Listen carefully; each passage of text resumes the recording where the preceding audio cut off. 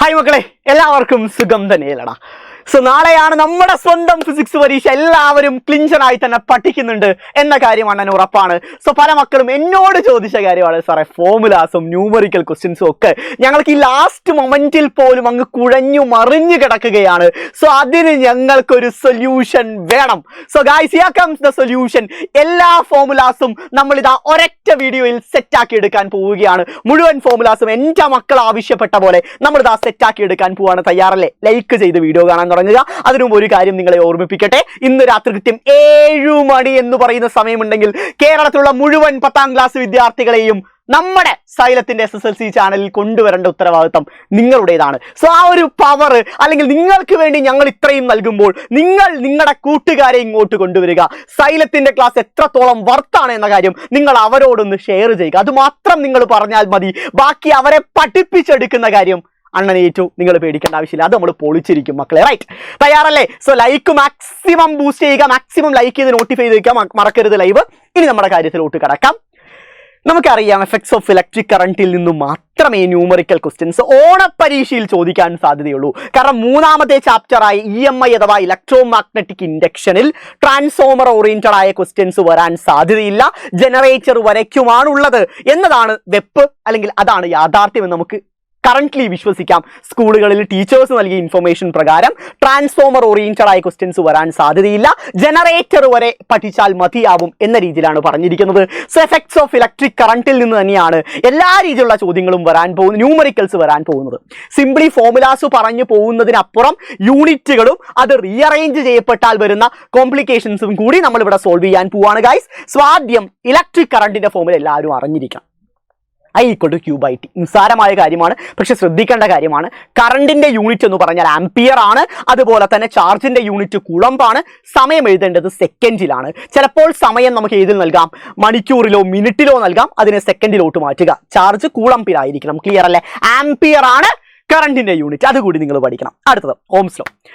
പലർക്കും വലുതായിട്ട് അറിയണമെന്നില്ല. Ohm's law വളരെ പ്രധാനപ്പെട്ടതാണ്, പരീക്ഷകളിൽ ചോദിക്കുന്ന ഒരു നിയമമാണ്. ഇതിന്റെ അടിസ്ഥാനത്തിൽ ചോദ്യങ്ങൾ പരീക്ഷകളിൽ വരാറുണ്ട്. സോ എന്താണ് ഓംസ് ലോയുടെ ഇക്വേഷൻ? V=IR. V എന്ന് പറഞ്ഞാൽ വോൾട്ടേജ് അല്ലെങ്കിൽ പൊട്ടൻഷ്യൽ വ്യത്യാസമാണ്. യൂണിറ്റ് വോൾട്ട് ആണ്. I എന്ന് പറഞ്ഞാൽ കറണ്ട് ആണ്. യൂണിറ്റ് ആംപിയർ ആണ്.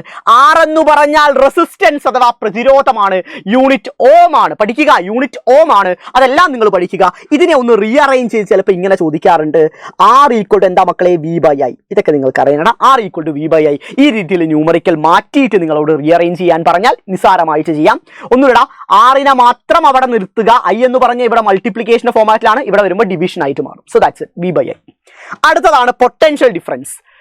വിയുടെ നമ്മൾക്ക് 2 ഇക്വേഷൻസ് എഴുതാം. ഇവിടുന്ന് V=IR എന്ന് പറഞ്ഞ ഇക്വേഷൻ ഉണ്ട്. വേണമെങ്കിൽ നമുക്ക് വർക്കിന്റെയും ചാർജിന്റെയും ടേംസിലാണ് ചോദ്യം വരുന്നതെങ്കിൽ V=W/Q ആണ്. V ആണ് പൊട്ടൻഷ്യൽ വ്യത്യാസം, പൊട്ടൻഷ്യൽ ഡിഫറൻസ് എന്ന് പറയുന്നത്, അല്ലെങ്കിൽ വോൾട്ടേജ് എന്ന് പറയാം. W എന്ന് പറഞ്ഞാൽ വർക്ക് അല്ലെങ്കിൽ പ്രവൃത്തിയാണ്. Q എന്ന് പറഞ്ഞാൽ ചാർജ് ആണ്. Wയുടെ യൂണിറ്റ്, വർക്കിന്റെ യൂണിറ്റ്, പ്രവൃത്തിയുടെ യൂണിറ്റ് എന്താണ്? ജൂൾ ആണ്. അത് മനസ്സിൽ അങ്ങ് ഉറപ്പിച്ചു വെക്കുക. The unit of work is joule. Clear? അടുത്ത ഇതിൽ നിന്ന് വേണമെങ്കിൽ ഇങ്ങനെ റീഅറേഞ്ച് ചെയ്യാം. ദാറ്റ് ഈസ് W=V/Q എന്ന രീതിയിൽ വരാതെ W=V/Q. ചില ചോദ്യ പേപ്പറുകളിൽ അങ്ങനെ കാണാറുണ്ട്. W=V/Q. ക്ലിയർ അല്ലേ? വേണമെങ്കിൽ Q= അതുകൂടി പഠിച്ചോ, W/V. എങ്ങനെ ചോദിച്ചാലും നിങ്ങൾക്ക് എഴുതാൻ സാധിക്കണം. എങ്ങനെ തിരിച്ചും മറിച്ചും വന്നാലും നിങ്ങൾ എഴുതിയിരിക്കണം. റൈറ്റ്? ഒന്നുമില്ല, റീഅറേഞ്ച് ചെയ്തിരിക്കുകയാണ്. ഇവിടെ ഡിവിഷൻ ഉള്ളത് അങ്ങോട്ട് പോകുമ്പോൾ ഇങ്ങനെയാവും. സോ സെയിം പൊസിഷനിൽ റീപ്ലേസ് ചെയ്യപ്പെടും. That's it. ക്ലിയർ അല്ലേ? അടുത്തത് ജൂൾസ് ലോ. ഏറ്റവും പ്രധാനപ്പെട്ടതാണ് ജൂൾസ് ലോ വരുന്നത്. 3 ഇക്വേഷൻസ് പഠിക്കണം. കണ്ടീഷൻസിനനുസരിച്ച് മാറ്റി നിങ്ങൾ അപ്ലൈ ചെയ്യണം. മേജർ ഇക്വേഷൻ I²RT ആണ്. VIT ഉണ്ട്. അതുപോലെ തന്നെ V²/R×T ഉണ്ട്. 3ഉം നിങ്ങൾ പഠിക്കണം. 3ഉം തറവാക്കിയിരിക്കണം. റൈറ്റ്? സെറ്റ് അല്ലടാ? 3ഉം. പിന്നെ ഇതിനെ ഫർദർ റീഅറേഞ്ച്മെന്റ് അധികം ചോദിക്കാറില്ല. ജസ്റ്റ് ഇത് പഠിച്ചു വെച്ചാൽ മാത്രം മതി. ഹീറ്റിന്റെ യൂണിറ്റ് എന്ന് പറഞ്ഞാൽ ജൂൾ ആണ്. ബാക്കിയുള്ളതിന്റെയൊക്കെ യൂണിറ്റ് നമ്മളിപ്പോൾ പറഞ്ഞതാണ്. ഹീറ്റിന്റെ യൂണിറ്റ് വരുന്നത് ജൂളിലാണ് കേട്ടോ, ജൂൾ. റെസിസ്റ്റേഴ്സിന്റെ കോമ്പിനേഷൻ നമുക്ക് 2 രീതിയിൽ റെസിസ്റ്റേഴ്സിനെ കമ്പൈൻ ചെയ്യാം. സീരീസും അതുപോലെ തന്നെ പാരലൽ മോഡുമാണ്. ആദ്യത്തെ സീരീസ് കോമ്പിനേഷൻ. എന്താ സീരീസ് കോമ്പിനേഷൻ എന്ന് പറഞ്ഞാൽ? ഒരു മാലയിലെ മുത്തുകൾ പോലെ നമ്മൾ കണക്ട് ചെയ്യുന്നതിനെയാണെന്ന് പറയുക സീരീസ് കോമ്പിനേഷൻ. ഇത് R1, ഇത് R2, 3ാമത്തെ ഉണ്ടെങ്കിൽ അത് R3. ക്ലിയർ അല്ലേ? ഇവിടെ 2 എണ്ണം വെച്ചിട്ടാണ് ഞാൻ ചെയ്തിരിക്കുന്നത്. So R=R1 + R2 + R3. ആ രീതിയിൽ നമുക്ക് എഴുതാം. അത് ഐഡന്റിക്കൽ ആണെങ്കിൽ ഇപ്പൊ ഒരു 100 10 ഓം റെസിസ്റ്റേഴ്സ് ഉണ്ട്. എഫക്റ്റീവ് റെസിസ്റ്റൻസ് കണ്ടുപിടിക്കുക. സീരീസ് കോമ്പിനേഷൻ ആണെന്ന് പറഞ്ഞാൽ എന്ത് ചെയ്യും? NR. ഇതാണ് സിംപ്ലസ്റ്റ് ഫോർമുല. സോ ഐഡന്റിക്കൽ ഒരേപോലുള്ള പ്രതിരോധങ്ങളാണെങ്കിൽ, തുല്യമായ പ്രതിരോധങ്ങളാണെങ്കിൽ NR എന്ന് പറയുന്ന ഫോർമുല സബ്സ്റ്റിറ്റ്യൂട്ട് ചെയ്യുക, ഉത്തരം കണ്ടുപിടിക്കുക. നിസ്സാരമായ പരിപാടിയാണ്, കൺഫ്യൂഷൻ വേണ്ട. ക്ലിയർ അല്ലേ? So RF equal to NR. Set. അടുത്തത് പാരലൽ കോമ്പിനേഷൻ ആണെങ്കിൽ എന്താണ് പാരലൽ കോമ്പിനേഷൻ എന്ന് പറഞ്ഞാൽ? ഒന്നിന് താഴെ ഒന്നായിട്ട് കണക്ട് ചെയ്യുന്നതിനെയാണ് എന്ത് പറയുക? പാരലൽ കോമ്പിനേഷൻ എന്ന് പറയുക. ഒന്നിന് താഴെ ഒന്ന് കണക്ട് ചെയ്യുന്നതിനെ നമ്മൾ വിളിക്കുന്ന പേരാണ് parallel combination. Like this. So R1 R2 R3. ഇവിടെ R1 R2 മാത്രമേ എടുത്തിട്ടുള്ളൂ. So RF 1/R equal to 1/R1 plus 1/R2 plus 1/R3 അങ്ങനെ എഴുതാം. അത് രണ്ടെണ്ണമേ ഉള്ളൂ എങ്കിൽ അതിന്റെ സിംപ്ലിഫൈഡ് ഫോമാറ്റ് ആണ് R1 R2 divide by R1 plus R2. Right. So R1 R2 divide by R1 plus R2. ഈ ഫോർമാറ്റ് ഒന്ന് പഠിക്കുക. വളരെ ഇമ്പോർട്ടന്റ് ആണ്, വളരെ സിമ്പിൾ ആണ്. ജസ്റ്റ് ഇത് മനസ്സിലാക്കി തന്നെ ഇരിക്കണം, എല്ലാവരും പഠിച്ചിരിക്കണം. This is very much important. Right. R1 R2 divide by R1 plus R2. അടുത്തത് ഇവിടെ പ്ലസ് ഉണ്ടടാ, മറക്കരുത്. അടുത്തത് ഐഡന്റിക്കൽ റെസിസ്റ്റേഴ്സ് ആണെങ്കിലോ, തുല്യമായ പ്രതിരോധങ്ങളാണെങ്കിൽ നിങ്ങൾ ഉപയോഗിക്കേണ്ട ഇക്വേഷൻ എന്ന് പറഞ്ഞാൽ RF ഈക്വൽ ടു R/N. ഒരു ഉദാഹരണം പറയുകയാണെങ്കിൽ ഇതെല്ലാം 6 ohm ആണ്, ഇതെല്ലാം 6 ohm ആണ് എങ്കിൽ എഫക്റ്റീവ് റെസിസ്റ്റൻസ് എങ്ങനെയാണ് പിടിക്കാം? നിസാരമാണ്. നമ്മുടെ ഇക്വേഷൻ നിങ്ങൾക്കറിയാം. എന്താണ്? R/N ആണ്. സോ ഒരെണ്ണത്തിന് 6 ആണ്. എത്ര എണ്ണമുണ്ട്?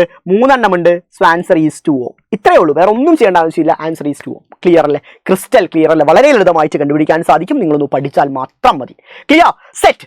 അടുത്തലോട്ട് കിടക്കാം. അതിനു മുമ്പായിട്ട് ഞാനൊരു കാര്യം പറയട്ടെ. രണ്ട് രീതിയിൽ നമുക്കിവിടെ കമ്പൈൻ ചെയ്യാം. ഏത് രീതിയിൽ കമ്പൈൻ ചെയ്യുമ്പോഴാണ് എഫക്റ്റീവ് റെസിസ്റ്റൻസ് ഏറ്റവും കൂടുതൽ, ഏത് രീതിയിൽ ഘടിപ്പിക്കുമ്പോഴാണ് സഫല പ്രതിരോധം ഏറ്റവും കൂടുതൽ, അത് നിങ്ങൾ തിരിച്ചറിയണം. ഇവിടെ ഏറ്റവും പ്രധാനപ്പെട്ട പോയിന്റ് അത് തന്നെയാണ്. അഥവാ സീരീസ് കോമ്പിനേഷൻ ആവുമ്പോഴാണ് എഫക്റ്റീവ് റെസിസ്റ്റൻസ് ഏറ്റവും കൂടുതൽ, സഫല പ്രതിരോധം ഏറ്റവും കൂടുതൽ സീരീസ് കോമ്പിനേഷനിലാണ്. പാരലൽ കോമ്പിനേഷനിൽ എഫക്റ്റീവ് റെസിസ്റ്റൻസ് കുറവാണ്. അതുപോലെ തന്നെ സീരീസ് കോമ്പിനേഷനിൽ എന്താണ് മക്കളെ? കറണ്ട് എന്തായിരിക്കും? കറണ്ട് സെയിം ആയിരിക്കും. അതുപോലെ തന്നെ വോൾട്ടേജ് എന്തായിരിക്കും? വോൾട്ടേജ് ഡിഫറെൻ്റ് ആയിരിക്കും. ഇവിടെ വോൾട്ടേജ് സെയിം ആയിരിക്കും, പക്ഷെ കറണ്ട് എന്തായിരിക്കും മക്കളെ? കറണ്ട് ഡിഫറെൻ്റ് ആയിരിക്കും. ഇത് പഠിക്കുക, അന്തസ്സായിട്ട് പഠിക്കുക, മനസ്സിരുത്തി തന്നെ നിങ്ങൾ ഓരോരുത്തരും പഠിക്കുക. ഏറ്റവും പ്രധാനപ്പെട്ടത്. അടുത്തതിലോട്ട് ഇറങ്ങാം. ഇലക്ട്രിക് പവർ ഓറിയന്റഡ് ആയ ഫോർമുലാസ് ഒന്നുമില്ല. നമ്മുടെ ജൂൾസ് ലോന്റെ ഫോർമുലാസ് എല്ലാം ടൈം എടുത്തു മാറ്റുക, അത്ര മാത്രം ചെയ്താൽ മതി. ബാക്കിയെല്ലാം സെയിം ആണ്. പവറിന്റെ യൂണിറ്റ് എന്ന് പറഞ്ഞാൽ വാട്ട് ആണ് വരിക. The unit of power is watt. വാട്ടാണ് പവറിന്റെ യൂണിറ്റ്. ബാക്കിയുള്ളതെല്ലാം നമുക്ക് അറിയുന്ന പാരാമീറ്റേഴ്സ് ആണ്. അവയുടെ യൂണിറ്റുകളും നിങ്ങൾക്ക് ഫെമിലിയർ ആണ്. ജൂൾസ് ലോയിൽ നിന്ന് ടൈം എടുത്തു മാറ്റി കഴിഞ്ഞാൽ പവറിന്റെ ഇക്വേഷൻസ് എല്ലാം നമുക്ക് ലഭിക്കും. ക്ലിയർ അല്ലേ? Last one is amperage. Amperage എന്ന് പറഞ്ഞാൽ കറണ്ട് കണ്ടുപിടിക്കുക എന്ന് തന്നെയാണ്, മനസ്സിൽ ഉറപ്പിച്ചാൽ മതി. പവർ ഡിവൈഡ് ബൈ വോൾട്ടേജ്, അല്ലെങ്കിൽ വാട്ടേജ് ബൈ വോൾട്ടേജ് എന്നുകൂടി ഇതിനെ പറയാറുണ്ട്. വാട്ടേജ് ബൈ വോൾട്ടേജ് എന്ന് പറഞ്ഞാലും എന്ത് തന്നെയാണ്? ആംപിയറേജ് തന്നെയാണ്. കറണ്ടിന്റെ യൂണിറ്റ് ആയ ആംപിയർ തന്നെയാണ് ഇതിന്റെ യൂണിറ്റ് വരുന്നത്. ക്ലിയർ അല്ലേ? The unit of amperage is ampere. കറണ്ടും ആംപിയറേജും തമ്മിലുള്ള വ്യത്യാസം എന്താണെന്ന് ചോദിച്ചു കഴിഞ്ഞു വെച്ചാൽ, കറണ്ട് നമുക്ക് എല്ലാവർക്കും അറിയാം. ആംപിയറേജ് എന്ന് പറഞ്ഞാൽ ഒരു സർക്യൂട്ടിലൂടെ ഒഴുകാവുന്ന പരമാവധി കറണ്ടിനെയാണെന്ന് പറയുക ആംപിയറേജ് എന്ന് പറയുക. The maximum permissible current which can be flows through a circuit. Clear? അതിനെ വിളിക്കുന്ന പേരാണ് ആംപിയറേജ് എന്ന് പറയുക. ക്ലിയർ അല്ലേ? സോ ഫ്യൂസ് വയർ ഒക്കെ കണക്ട് ചെയ്യുമ്പോൾ ഇതിന്റെ അടിസ്ഥാനത്തിലാണ് നമ്മൾ അതൊക്കെ സെറ്റ് ചെയ്യാറുള്ളത് കേട്ടോ. സോ ഇത്രയാണ് ഫോർമുലാസ്. എൻ്റെ മക്കൾക്ക് ഈ വീഡിയോ വർത്താണെങ്കിൽ ഉറപ്പായും താഴെ കമന്റ് ചെയ്യാൻ മറക്കരുത്. ഇന്നത്തെ ലൈവ് നിങ്ങൾ ആരും മറന്നു പോരുത്. അടിപൊളിയാക്കാം, ഉഷാറാക്കാം. ലൈവിന്റെ ലിങ്ക് താഴെയുണ്ട്. എല്ലാവരും കയറി ലൈക്ക് ചെയ്ത് നോട്ടിഫൈ ചെയ്ത് ഉഷാറാക്കി വെക്കാം മക്കളെ. നമുക്ക് കാണാം. Love you all. ബൈ.